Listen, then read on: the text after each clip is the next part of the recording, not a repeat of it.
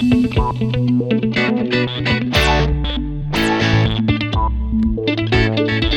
Totos! Turo!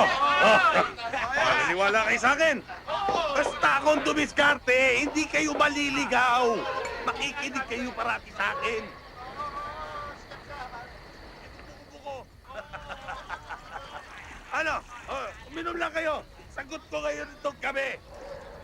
Akala ko ba ate pag-aaralin tayo rito? Di wala namang binabanggit si Chocarli.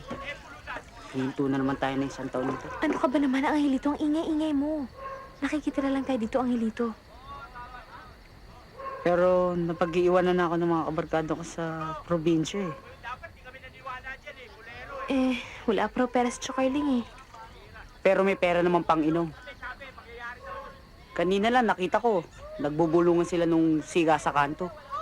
May inabot pa nga sa kanyang sobre na parang pera eh. Meron ka bang alam na iba pa natin pwedeng gawin? Tsaka meron pa ba tayo pwedeng tuluyan? Yung kinikita ko sa paglilinis ko ng taxi. Tsaka yung pananahin mo. Ipunin na lang natin yun. May pumatrikula na tayo sa susunod na pasukan.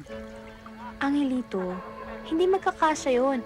At saka isa pa, paano naman tayo makakaipon kung lahat naman ang kinikita natin kinukuha nila? Yun na nga eh. Nagtatrabaho tayo. Di naman natin pinakikinabangan ang pinagpagura natin. Buti pa nung nandun tayo kina Ate Joy. Angelito, nanggaling na tayo doon. Nakita mo naman kung ano nangyari sa buhay nila, di ba? Kung ano-anong kamalasan ang dumating sa kanila. Ay, nga pala ate. Dumaan nga pala dito si Ate Joy at si Kuya Dave kanina. Nakita ko nga yung kotse nila eh. Bakit? Di ba sinabi siya ni Chinese? O Ines, nasan yung takalan? Hindi ko naman nilalabas sa kwarto ah. Hanapin mo lang dyan. Tira naman.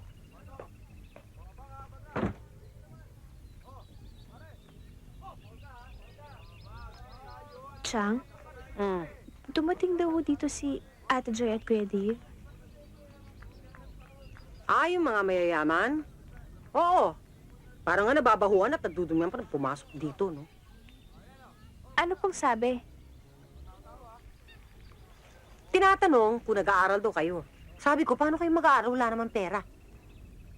Inulit ko nga, paano kayo mag-aaral? Walang pera.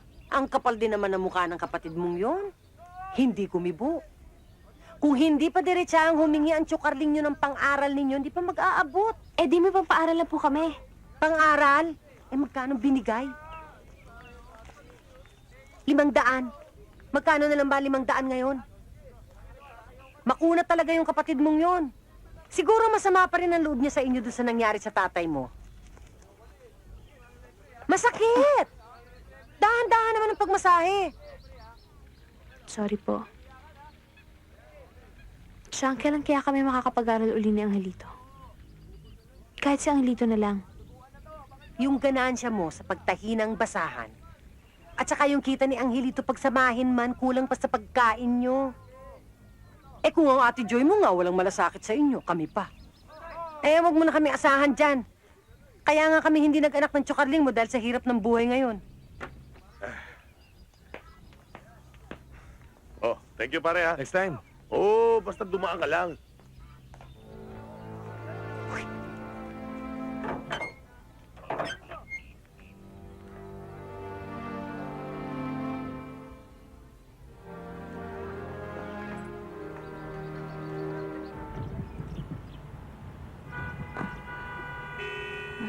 Sorry. Ba't nandito tayo? Hindi ba dapat dadaan tayo doon sa dalawang bata? Nakita mo naman ang traffic. Ayaw mandar. Maatraso tayo kay Guevara. 10:30 usapan. Tignan mo naman anong oras na, oh. Ano ba naman yung malate tayo ng 20 minutes? Hindi lang 20 minutes. 1 oras tayo malilate pag binisita pa natin yung dalawa. Akala ko ba dadalhin ni Ines yung dalawa sa atin? Exactly, kaya nga ako nag-aalala dahil minsan hindi niya dinala sa atin yung dalawang bata. Baka naman abala. Di bale next week. Next week? Mag-umpisa na yung major PR project namin Paano ko pa isisingit yun? Magdadatingan na yung mga kliyente. Well, we just have to squeeze it in some other time. But definitely not now.